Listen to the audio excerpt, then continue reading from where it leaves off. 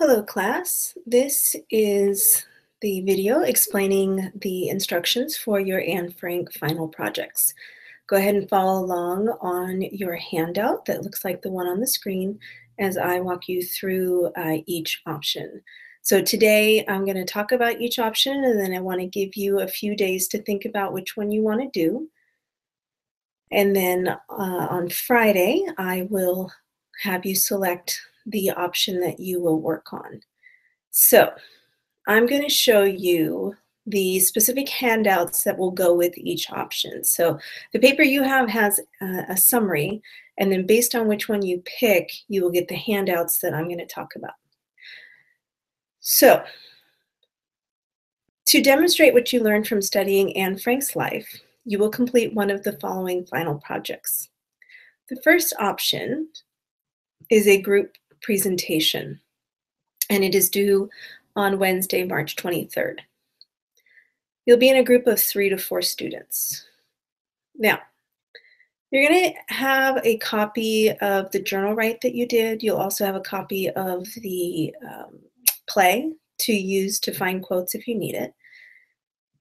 And you'll have this worksheet right here. So what you're going to do is, as a group, you're going to go through and figure out what are some of the major life lessons of the story, and you're going to write theme statements or life lesson statements.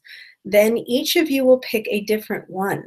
So one person might do adolescence, another person will do perseverance, another freedom. Somebody else picks selflessness, that's fine, but each person is doing a different theme or a different life lesson, and at that point, you are doing individual work until you come back for your presentation. So for your life lesson, what you're going to do is you're going to go into Act 1 and you're going to find a quote that shows that lesson, and then go into Act 2 and find another quote.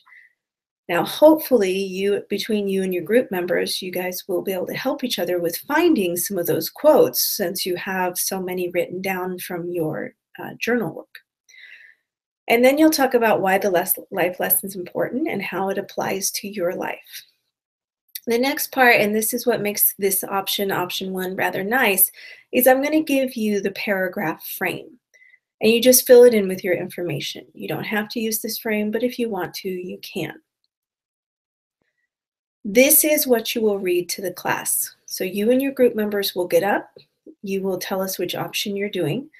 And then each of you will read your paragraph to the class. All 4 of you will stand up there together, but each of you will read your paragraph. And that is what I will grade you on. Option 2 is a comparison of the diary and the drama.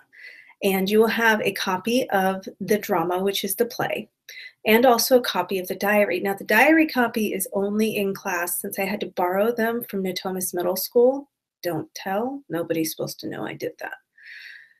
But I borrowed them so they can't leave the room because I like having arms and I don't want to lose any copies. So what you will do is you will look at the list of events on the worksheet that I will give you for option 2, if that's what you select. And as you can see from the event options, you will see that I give you the diary page that event is found on, and then the stars on that worksheet. This part's not done, but the stars are the page where you can find it in the play, or I'll put the scene or something like that, just so you don't have to look through the entire play to find yours. So each of you will select a different event. And then what you will do is you will read it again in the play, and then you will read the diary entry about that event. And what I want you to do is just take some notes. For example, what happened? Just a 1 to 2 sentence summary. What is the event? And then what's the same between the diary and the play? What's different between the two? Because they don't always match perfectly. Sometimes the playwrights, the people who wrote the play, change things. And so that's the 4th thing you're going to write about, is why would they make those changes? Why would they feel they need to do that? Now, I'll be honest with you, this option is harder than option 1 because you have to come up with those reasons why they would make those changes. That is more difficult. Then you just write all of that into a nice paragraph, and you get up with your group, and each of you just reads your paragraph about what scene you compared and what you learned. Okay. All right, so that's option 2. Now, option 3 is a one-page project. This option is for those of you who don't want to work in a group, but you don't mind doing a presentation. In this option, you are going to receive a white piece of paper and you are going to have some quotes on it. You are going to have a response and reflections and pictures. Now, this one's also about life lessons. So again, you would go through and figure out some of those life lessons, but you're doing it on your own because it's an independent project.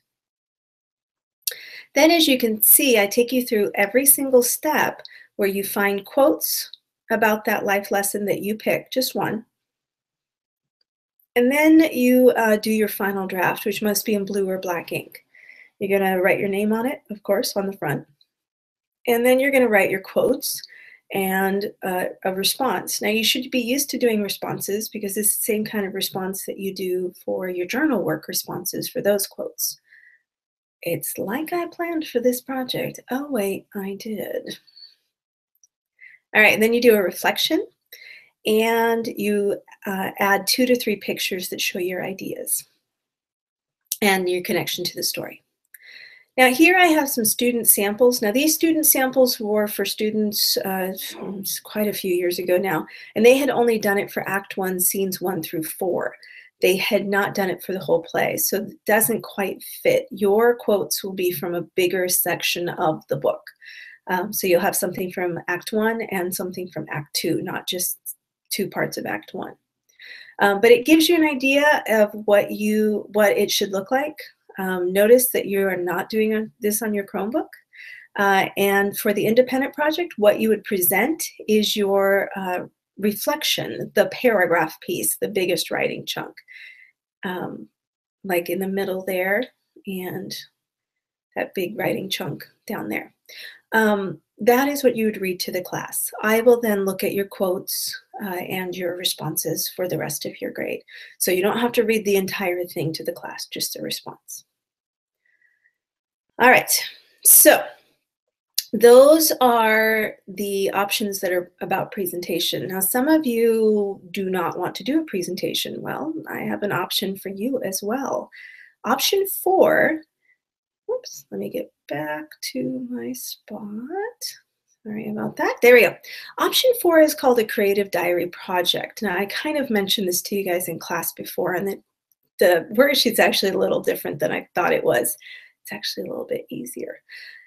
So what you're going to do is you are going to create a character. So you're not going to pretend that it's you yourself going into hiding, but that you are living in hiding for some reason. It doesn't have to be from the Nazis. You don't have to pretend that you're Jewish, but you're in hiding for some reason. And these first 2 pages here are just where you do your brainstorming. You just do who are your characters? What's the conflict? What's the reason you're in hiding? What's the setting? Where are you hiding? And then you do some just quick little illustrations. The next part, after you've planned everything, is you start writing the diary entries. So you're writing 6 diary entries while you're in hiding. And let me go back up here. One thing I want you to notice, there must be a minimum of 2 weeks for each diary entry. So you're not doing like, today's Monday and the next entry is Tuesday. It's 2 weeks, 3 weeks, a month, quite a bit. So you're not in hiding for 6 days. You're in hiding for several months. All right, so there's more diary entries. Now, before I think in class, actually I know in class, I told you guys that it would have to be a half page for each one. I was wrong. You do more entries, but they are shorter. Notice that each one's about a paragraph, so not extremely long. Now this next part, part 3, you complete your diary entries, and this is about what happens when you get out of hiding. And the last part, you are just doing a reflection. What did you think about doing this project? So students who did this option, that option is due on Friday the 25th. You have more time to do it because it's more writing, but you will have to do it at home because when people are doing their presentations on Wednesday, Thursday, and Friday, you have to pay attention to the presentations. It's polite. You don't get to work on it. So you will be able to work on this on Monday, Tuesday, and part of Wednesday in class. But after that, you're going to have to do it at home. But the trade-off is you don't have to get up in front of the class and speak. So those are our options. So what I want you to do now is turn your worksheet over and complete the reflection where you start thinking about which option are you most interested in doing and who would you work with if you choose option 1 or 2. You do get to select your groups, but those groups, you need to be able to work with those people. You can't just sit around and visit because you're going to stand up in front of the class and we'll all know if you wasted your time. Okay, so those are our Anne Frank final project instructions. Go ahead and complete the worksheet and I will answer any questions that you have.